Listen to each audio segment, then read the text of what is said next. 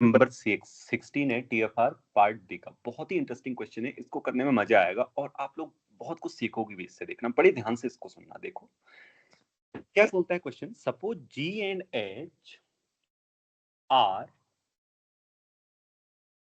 To countably infinite abelian groups. क्या बोला है? काउंटेबली है, काउंटेबल है और इनफाइनाइट है, ओके। और दोनों एबिलियन ग्रुप हैं, such that every non-trivial element of G cross H has order 7। ये सिर्फ ये बोलना चाहते हैं कि G के भी हर किसी एलिमेंट का ऑर्डर 7 है, नॉन आइडेंटिटी, और H के भी। वो उनने कंबाइंड कंडीशन देके बोल दिया। मैं आपको दिखाऊंगा अभी कैसे। Then G and H are isomorphic, ऐसा बोला है, ठीक है। चलो सॉल्यूशन।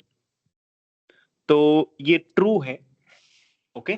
पहले मैं बता दूं क्यों है ट्रू, वो देखो। सी गिवन दैट, यहां से सॉल्यूशन स्टार्ट करते हैं। गिवन क्या है? Every non identity element. अच्छा, अभी मैं ये नहीं बता रहा हूं कि पहले मोटा मोटा सॉल्यूशन बताता हूं ना मैं, ऐसे करेंगे। अभी सीधे लिख रहा हूं, साथ साथ बताते चलूंगा, ओके। क्योंकि अभी डिस्कशन हम कर चुके हैं already. Every non identity element of G cross H has order 7। Order 7, देखो 7 since G is a subgroup R subgroups of G cross H, right? Yes or no? Isomorphic, isomorphic to a subgroup. G is a sub, इसके isomorphic है ना ये, right? नहीं तो मैं ऐसे लिख देता हूँ, मतलब क्या लिखूं अब, इतना तो समझते हो तुम लोग, है ना? so same is true for G and H, okay, for G and H। देखो आप में से बहुत सारे बच्चे हैं जिनको मॉड्यूल क्या होता है पता नहीं है, ओके। मैं क्विकली मतलब ये आपको बताना चाहता हूं कि G और H दोनों वेक्टर स्पेस हैं ओवर Z7, ठीक है। नेचुरल एक्शन है, एक्शन, एक्शन पता है ना आपको, एक्शन होना चाहिए।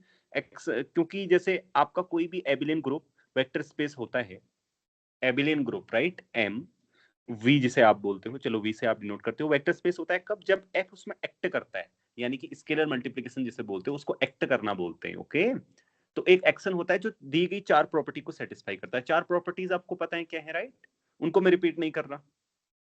तो अभी मान लीजिए आपने एप को सिर्फ, एप को कोई भी कॉम्यूटेटिव रिंग विथ यूनिटी ही मान लीजिए आप, वैसे किसी भी रिंग के लिए होता है। अभी यहाँ पर सिर्फ आवश्यक है ओनली हमें, मतलब जितना जरूरत है, commutative ring with unity, okay. तो आप अगर एप की जगह कॉम्यूटेटिव रिंग विथ यूनिटी क्या करते हैं, रखते हैं, और सेम प्रॉपर्टी सेटिस्फाई हो रही है जो एप के केस में होती है, तो मॉड्यूल बोलते हैं, ठीक है। V is a R module बोलते हैं। समझ में आई बात? बस ये तो सबको समझ में आ गया होगा ना जिनको वेक्टर स्पेस आते हैं। पल्लवी तुम्हें कोई क्वेश्चन है क्या? तुमने हैंड रेज किया है या पहले से ही है हैंड रेज? नहीं सर, वो पहले से था। ओके ओके ठीक है, चलो ठीक है, आओ। सर पहले।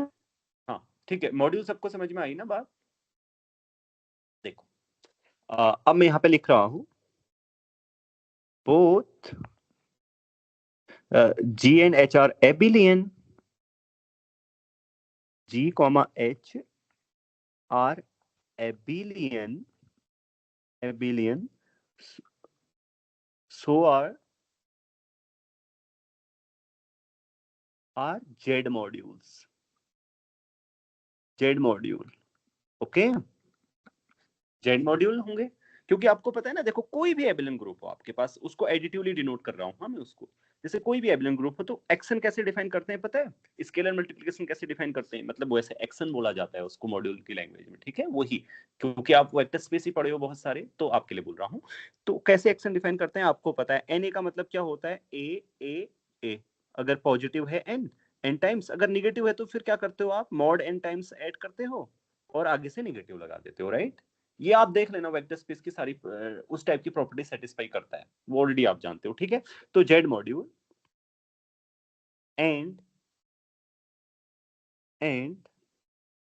say the ideal 7Z annihilates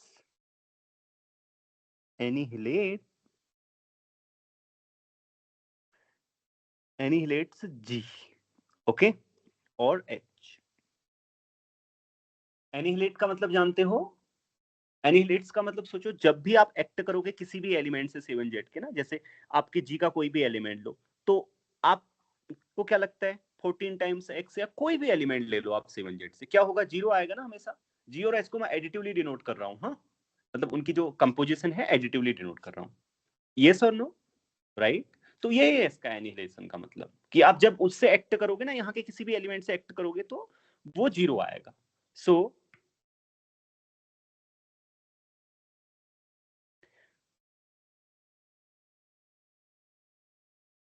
G or H both becomes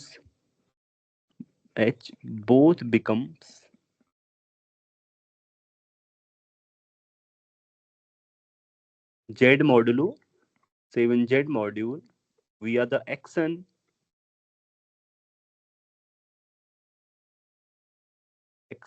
क्या होगा आपको पता है?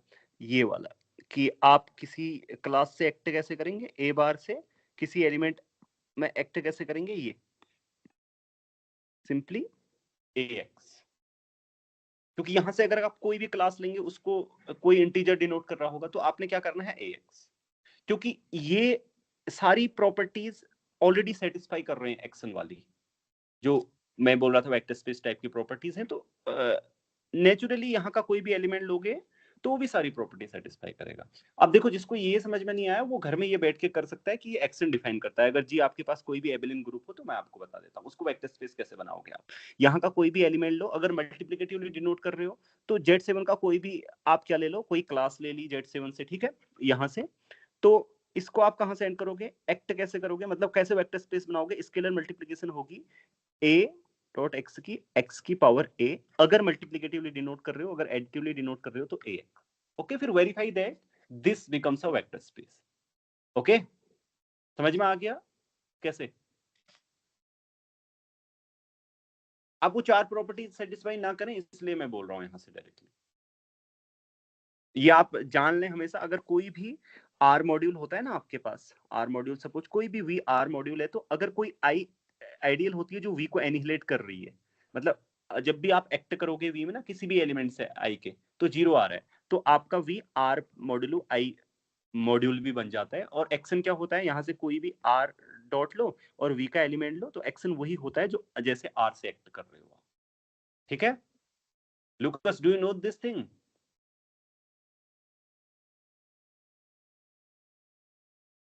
समझ में आ रहा है ना, मतलब मैं जो बोल रहा हूँ? सर हाँ अपने हाँ सर अपने जी को कैसे एबिलियन ग्रुप को कैसे वेक्टर स्पेस बनाया और प्रोडक्ट कैसे डिफाइन किया? x टू द हाँ, पावर a। मैं देखो मैंने क्या बोला पल्लवी, मैंने बोला यहाँ तक की बात जिसको समझ में नहीं आ रही है वो घर में ऐसे कर लेना डायरेक्टली, क्योंकि बहुत सारे बच्चे मॉड्यूल पढ़े ही नहीं है कभी। तो आई एम श्योर दैट तुमने मॉड्यूल पढ़ा होगा, राइट? या हाँ नहीं था सर, कोई? मॉड्यूल तो पढ़ी हूँ, बट ये एबिलियन ग्रुप को वेक्टर स्पेस नहीं सर, था कोर्स मॉड्यूल कम्यूटेटिव अलजेब्रा में था। हाँ वही सर तो मैं बोल रही हूँ कि ये जो आपने मैं यहाँ पे लिख रहा हूँ। देखो तुम कैसे वेक्टर स्पेस बनाना है, ये आपके पास जेड मॉड्यूलो 7Z है। तुम ये अगर पूरी डिस्कशन को छोड़ो, मैं यहाँ पे आ रहा हूँ। अगर आप यहाँ से कोई भी एलिमेंट लो x, तो इसमें यहाँ के किसी भी एलिमेंट से एक्ट कैसे करोगी तुम? ये a बार होगा ना, मतलब किसी इंटीजर के लिए, राइट? कोई इंटीजर क्लास को डिनोट करेगा अगर कोई भी क्लास है, तो आप ऐसे करोगी सिंपली ax। ओके, ये एक्शन डिफाइन करोगी तो जी वेक्टर स्पेस बन जाएगा ओवर जेड मॉड्यूलो 7Z। तो तुम प्रॉपर्टीज वगैरह सेटिस्फाई कर सकती हो। एक तो ये है, ये तो उनके लिए जिसको इसमें नहीं पढ़ना है, अदरवाइज ये बहुत ही आसान है। अगर आप क्या करते हो, देखो मैं आपको बोल रहा हूँ, कोई भी एबिलियन ग्रुप जेड मॉड्यूल होता है, ओके? तो जी जेड मॉड्यूल है, इसकी एक आइडियल एनिहिलेट कर रही है जी को, ठीक है? तो जब आप ये डिफाइन करते हो जेड मॉड आइस का एक्शन डिफाइन करते हो, तो वो एक्शन वेल डिफाइंड आ जाता है एनिहिलेशन की वजह से। ठीक है, जिससे जी एक Z modulo I vector space I module बन जाता है। और ये क्योंकि फील्ड होता है सभी लोग जानते हैं, तो ओवर अ फील्ड कोई भी मतलब जो मॉड्यूल है ना वो वेक्टर स्पेस ही होता है। ठीक है, ये डिस्कशन जिनको समझ में नहीं आई वो सिंपली यहां से समझ लें, ये जो मैंने लिखा है कि एक्ट कैसे करना है। ये आपको कोई भी एलिमेंट पिक करो यहाँ का, एक्स स्केलर मल्टीप्लिकेशन में आपको डिफाइन करके दे रहा हूँ ये। So verify it at home. Okay, मैं वेरीफाई नहीं कर रहा हूँ, डायरेक्ट कॉन्सेप्ट लगा। तो पल्लवी आप बताओ, क्वेश्चन क्लियर है या कुछ और है क्वेश्चन? हाँ नहीं सर, क्लियर। ओके, और किसी का कोई क्वेश्चन है? अब everything is easy, right? Okay, see so both G and H are, अब क्योंकि modules over field vector space होते हैं, ठीक है, Z modulo 7Z vector spaces,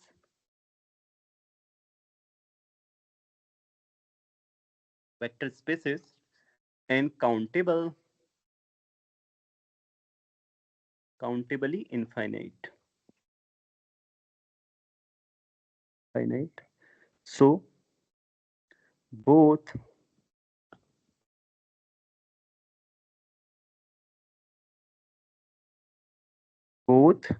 G and H has basis B1 B2। क्या काउंटेबली इनफाइनाइट होंगे दोनों या फाइनाइट भी हो सकते हैं? बताओ जल्दी से, ये सब क्विकली बताया करो बच्चों, इसमें टाइम मत लिया करो। क्या होंगे दोनों? काउंटेबली इनफाइनाइट होगा। वाई काउंटेबल क्यों नहीं हो सकते, मतलब फाइनाइट सर क्यों नहीं? फाइनाइट हुआ तो वो जी जो है फाइनाइट हो जाएगा, क्यों? क्योंकि सर हम मतलब अगर हम बेसिस फाइनाइट ले रहे हैं तो वो फाइनाइट सेट से जनरेट होगा, और जो इसका वो फील्ड से आएगा और उसके राइट, पास इट भी से। Finite, the reason is that field is finite, right? अगर फील्ड इनफाइनाइट हो तो फिर बेसिस क्या हो सकते हैं, फाइनाइट हो सकते हैं, काउंटेबल वेक्टर स्पेसेस के भी, राइट? ठीक बोल रहे हो, countably infinite is finite. Okay, मतलब ये एकदम ऐसे फॉलो नहीं हो रहा, मैं आपसे बोलूंगा इसके कि ध्यान में रहे, कीप इन माइंड कि वो फाइनाइट है। ओके, अगर मान लो फाइनाइट हुए दोनों, कोई भी बेसिस फाइनाइट हुआ तो फिर ओवर अ फाइनाइट फील्ड उससे जनरेट होने वाला वेक्टर स्पेस भी फाइनाइट ही होगा, राइट? इसलिए so there exist a bijection,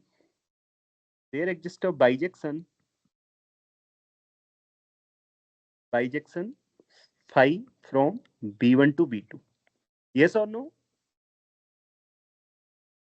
Both are countably infinite, so there is a bijection, है ना?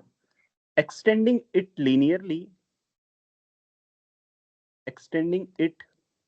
linearly to all over G and H, to all over G, we get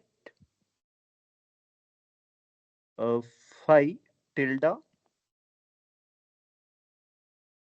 H a linear isomorphism।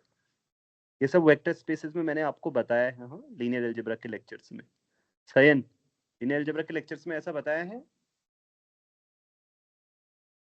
हाँ sir. Linear isomorphism. अब जो linear isomorphism है तो आप समझ ही रहे होंगे वो ग्रुप आइसोमॉर्फिज्म में भी होगी, है ना? तो वी आर डन। इसलिए G is isomorphic to H, and जैसे कि अभी पल्लवी थोड़ी देर पहले कह रही थी कि एक तो हमारे पास वेक्टर स्पेस है ऐसा, तो ये हो गया वो, ठीक है? मतलब कोई भी दो वेक्टर स्पेसेस आइसोमॉर्फिक होते हैं बाय द वे, मतलब कोई भी दो ग्रुप होंगे आइसोमॉर्फिक होंगे वो किसके? तो एक वेक्टर स्पेस दे रहा हूं मैं आपको वैसा इनकी तरफ, जो क्या है ओवर